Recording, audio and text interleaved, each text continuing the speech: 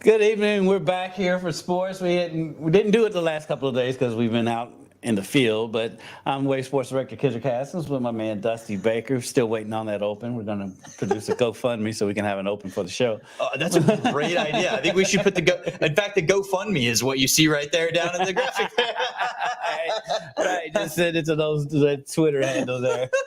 But all jokes aside, we big day today because we finally heard from Kenny Payne for the first time since the basketball season ended.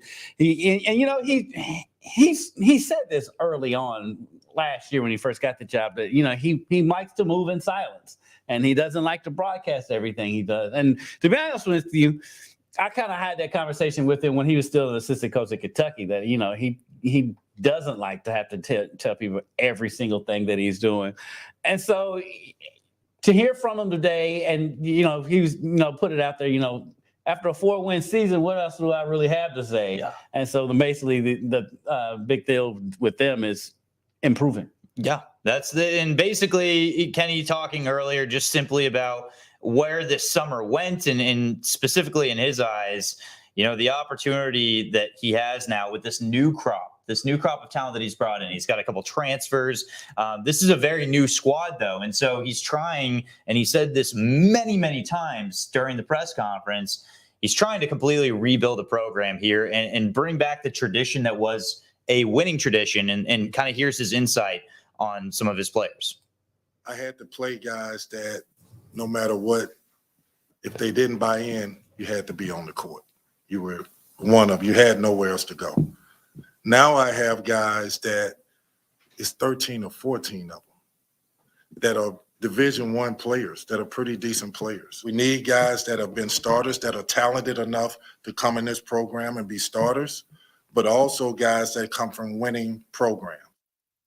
Overall, I mean, when you look at what he's talking about here, simply, I think something that he capitalized on, and he mentioned it as well, he has several transfers that are coming from programs that were winning programs last year. And I think that that's something that he clearly wanted. He wanted to say that he had an emphasis on not only bringing in talented players, but players that have proven already that they can win or played on teams that can win and bring a winning mentality. And he was very blunt, I would say, during the press conference. He addressed that this was not a good year and that a lot of people were kind of saying that this was not the right year, but it's year one. And he took over what he quote unquote said was a broken program. Yeah. And, in his defense, I mean, I think a lot of people get lost on it's his first coaching job, period, as a head coach. So you got to give him a little leeway. I know we're in this time of, patience doesn't exist anymore for people, but he's rebuilt the program. He's brought in one of the highest recruiting classes in the history of the program. Then you look at the big man he's brought in, Dennis Evans, and then Sky Clark coming in, and then they're bringing in the pieces that they need. They're going to be better. They're going to win more than 4 games this coming season. People just need to give them a little bit more patience, a little bit more leeway. Yeah, things didn't go the way they wanted to. And the thing about Kenny is what you're going to learn is Kenny is honest. Yeah. And he doesn't sugarcoat anything. No, not at all. And if you watched Inside the Cards last year, I mean, those shows usually are just by design. They're used to just kind of prop up the team. But he'd be honest if they played bad, he played bad. And he gave me the leeway to be able to say, hey, this was not very good right here. Last year, you had to do, I mean, you did meet with him continuously over and over on that show. And you even told me, at one point in time, it's tough because on your end, you try to find some positive things to say, but when you go 4-28, I mean, let's be honest, there are not a lot of positive takeaways. So to be able to, for him to turn around today and kind of work, under the radar per se, and kind of hide away from the media is not really what he was doing. And he even mentioned that. He said he had other things to tackle. Yeah. He's like he said, he's had to hunker down.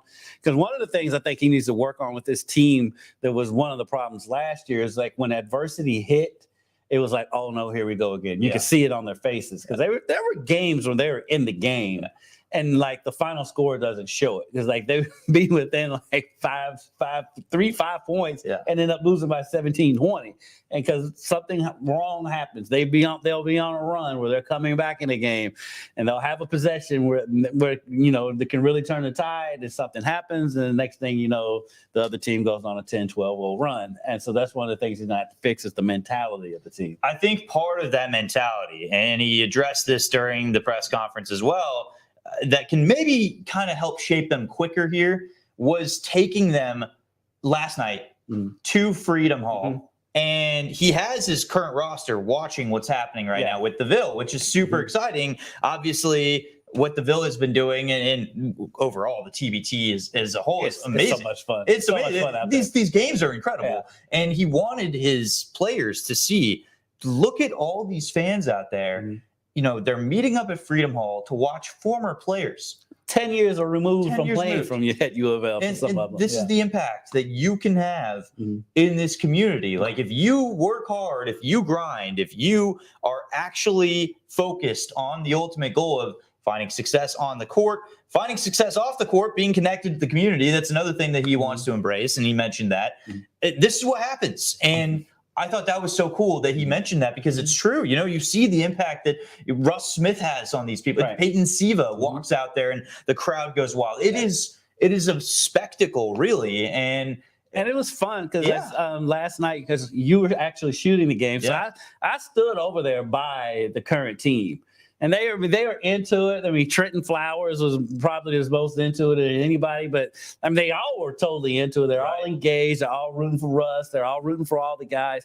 And like, it is a good thing for them to see how much this fan base truly loves the team. And even though they got a lot of negative feedback as comes with the 4-28 season, whenever they were playing in the Yum Center with people that were there, if they made a run though, they were loud. Yeah. And like the Clemson game, when they won that game, that crowd, I mean, of course, that was also when they honored the 2013 national championship team. Right. But the crowd is into it. The crowd is wanting to cheer for this team. The crowd does not want them to fail. Right. They want them to succeed. So they're going to get behind them. So for them to be able to see how much they love this team. Plus, I mean, the nostalgia of the 2013 team. As someone who covered that team and was around that team, has got relationships with some of those players, it's just so fun to see them out there and to see them getting, because like Peyton hit the nail on the head. He's like, you don't get this chance to go back and play in front of your college, your alma mater, and play in front of those crowds. And like, these guys are eating it up, because like when they were in the moment in 2013, it was kind of expected. It's kind of what it is. They appreciated it, but I think they appreciate it 1,000 times more now that they're older, got mortgages, got kids. Right. Their kids are able to see me, because like every win, Peyton's kids they run over there for when they put their name on the bracket or whatever. So it's so cool to see all that, just to see those players in the U of L-ish uniforms again. It's awesome. It's so unique too. I think this is the coolest part, is to bring back so many faces that people were enamored by, quite frankly.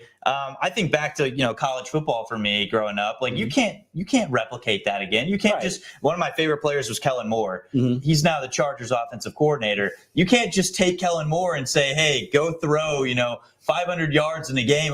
But this is so special because these guys have still been playing. They've still kept up with it. They're still grinding. They are working tirelessly, day in, day out. They're in great shape. And to see them still playing at this level, 10 years plus after, I mean, because the team they played last night, that Jackson, Tennessee team, that was a legit They were team. Tough, and that was as physical game as I've seen. I kept saying it's like the 90s. Plus, they're going up against their former teammate in Chris Jones, who had something to prove, because honestly, Chris Jones felt like he should be playing on this team. So he had he did not shut up the whole game. No, he did not. It was fantastic. He did not. See. But as you see here, though, through all his trash talk, there was still much love there after the game. I mean, we had a chance to talk to him before the game, and he's still saying Chris Jones. He's still funny. He still appreciates everything.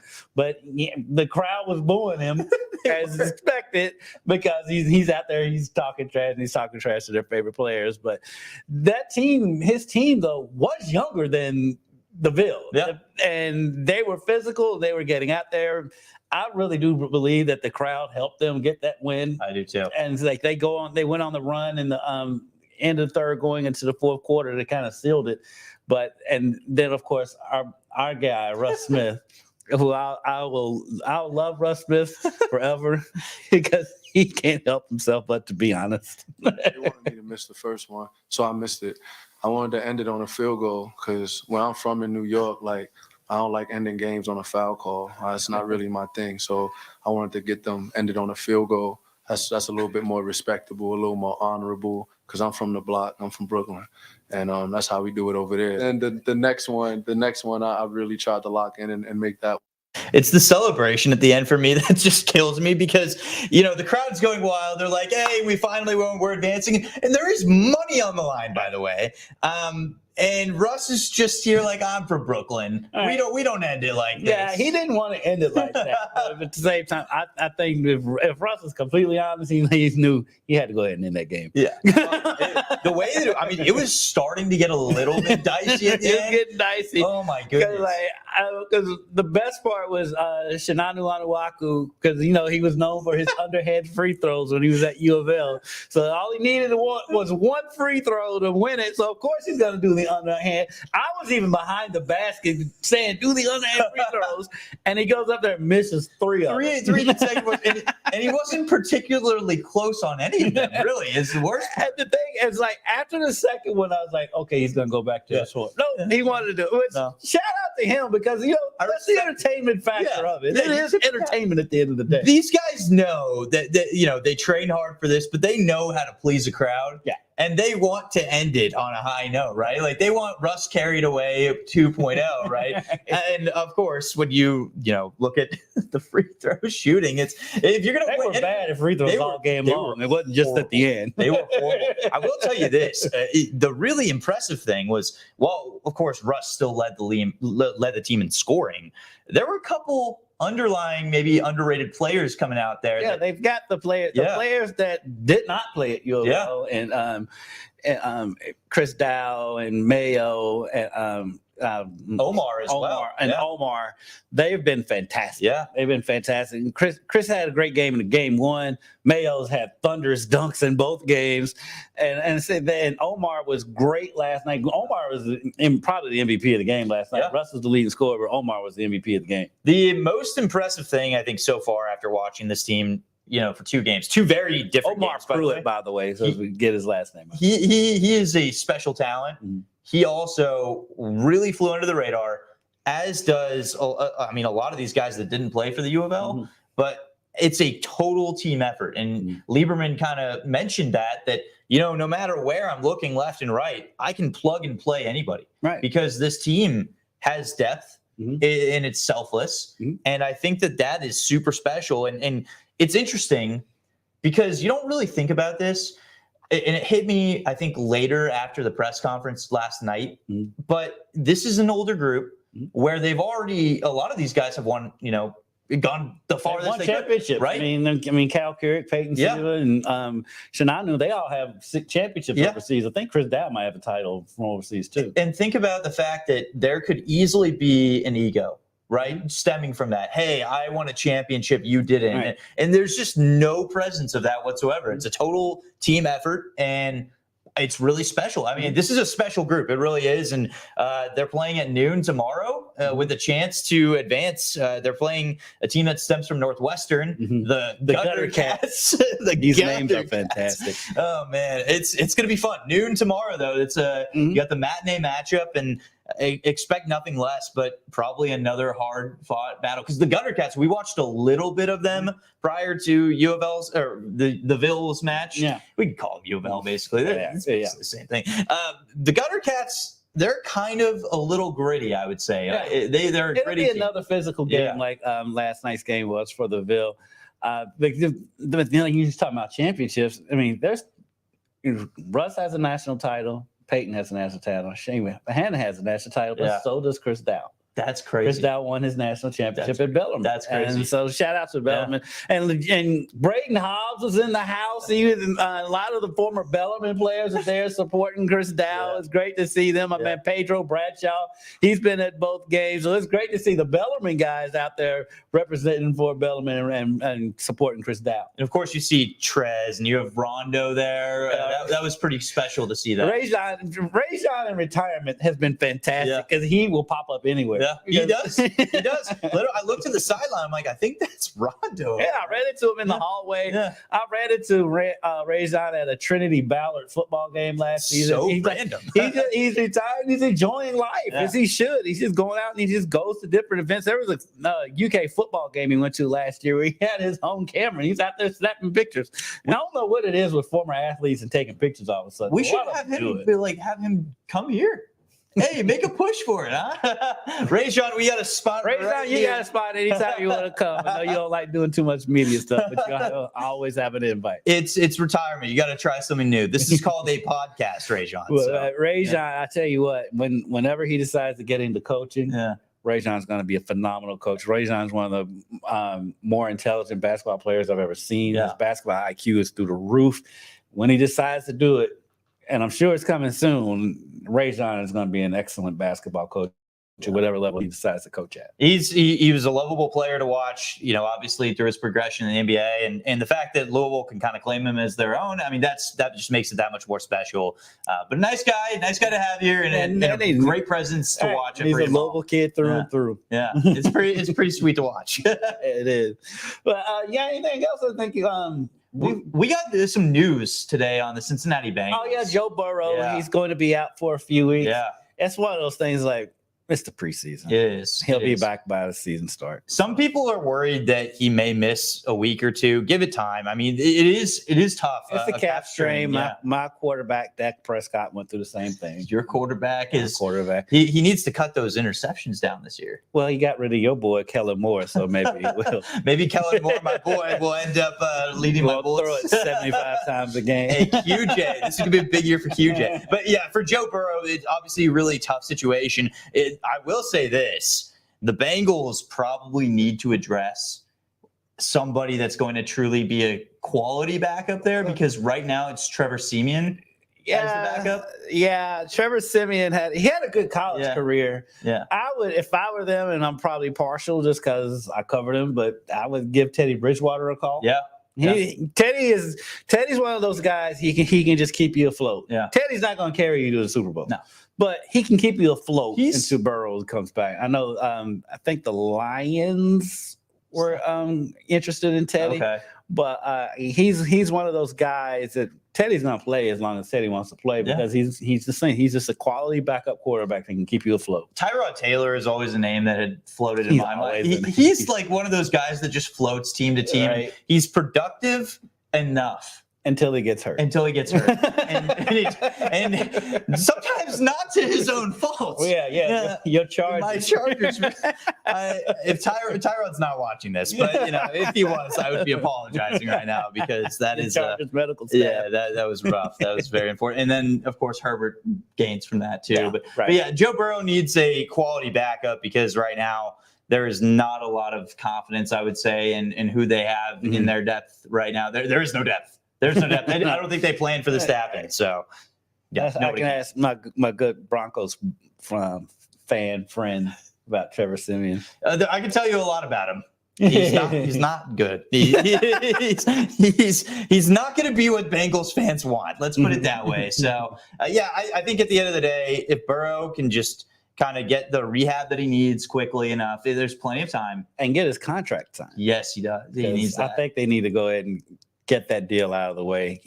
Burrow, he's next in line, so he's going to be the highest paid player in the league whenever they do get that contract signed.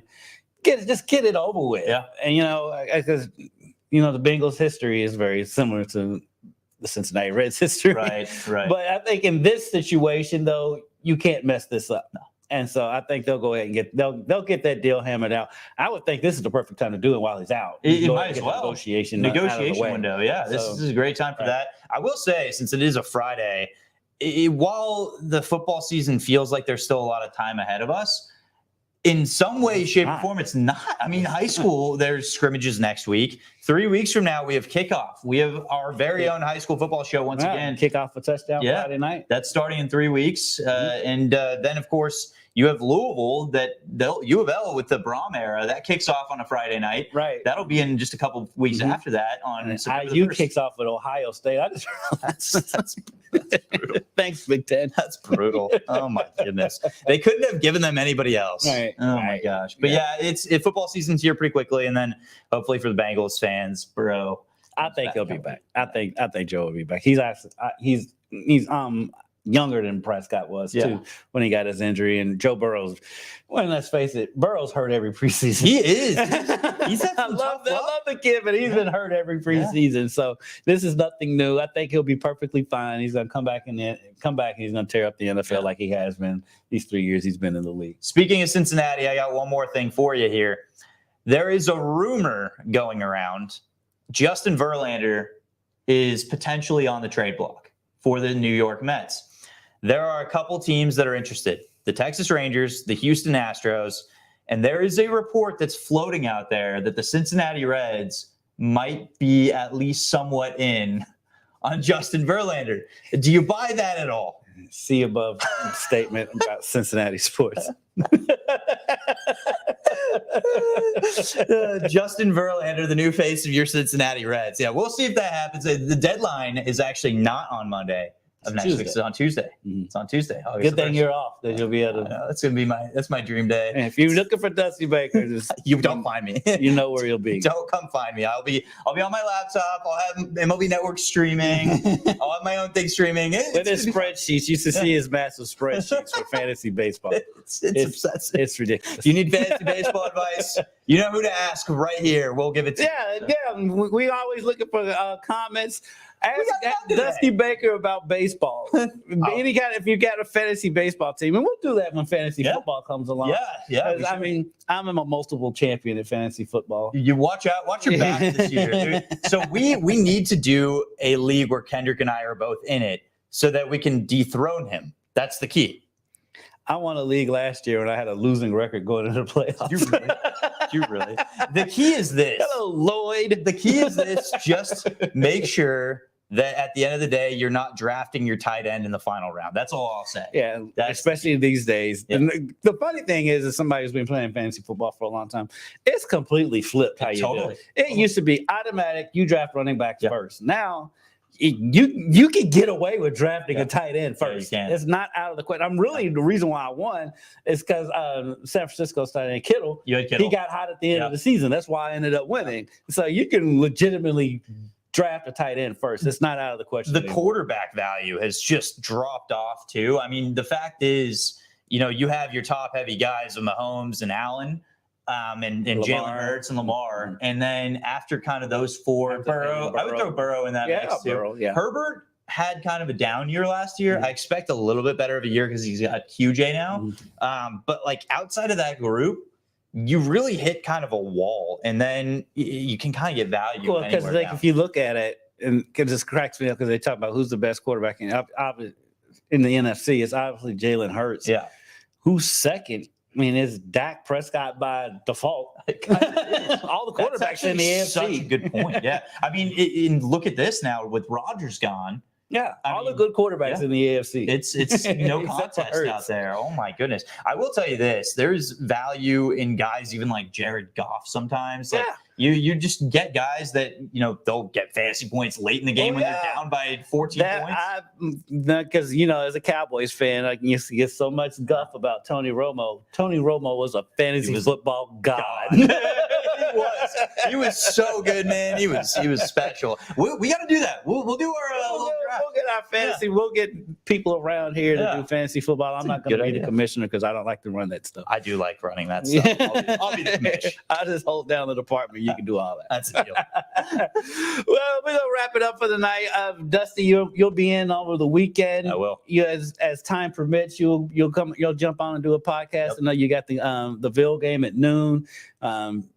apparently you got to come over and cover cover the Jack Harlow and the homies kickball tournament. When which Kendrick's is not doing this, he's an umpire. I am, for the second year in a row, going to be an umpire. Hopefully I don't get into another argument with Master P. And it'll be a fun time out there. If you have time to come out there, it's a double header, really. You can get out, because you got plenty of time. You can get out to the game at the Ville at the Freedom Hall and literally just come right across Central Avenue, go to Jim Patterson Stadium, and check out the homies kickball tournament. It's the 4th year in a row for that tournament. There's going to be a ton of celebrities there. And Taylor Rooks is hosting it for the 2nd year in a row. She's fun. She's engaging. She's not full of herself. She totally will talk to you. She's cool. She's cool as it can be. Of course, Jack Harlow is going to be there, and the homies. The homies are another group. It's Jack's homeboys that do that. Shout out to my boy Ace. And so, rumor is there's going to be some U of L coaches playing in this thing. Oh, that's huge. Rumor is a couple of Jeffs. Really? Are going to be involved. Really? I've got an inside.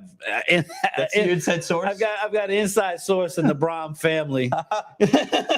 I think we narrowed it down at this point, which Jeffs we might have. I got inside source in the Brom family who told me that Jeff is possibly going to be involved. You can't leave Brady alone to talk to us.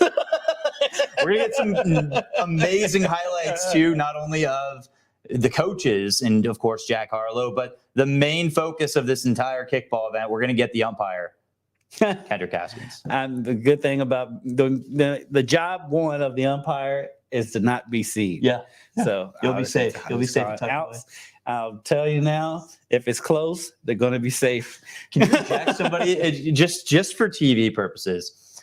I request that if somebody even marginally argues with you, that you toss them. It depends on who it is. I would love nothing more. It depends on who it is. I don't think I can get away with throwing out Master P or Jack Harlow. I would love to see Kendrick's windup as far as the tossing. Do you go over the top or do you go side into the top? What is when I call people out? Yeah, when you toss somebody, if you're gonna. I haven't tossed anybody. Well, this is for the kids. This is charity. The charity is toss somebody, Kendrick. That's what the people want. I don't know. I mean, I think if Tyler Eulis had use of both legs last year because he had surgery, he got kind of irritated with me too.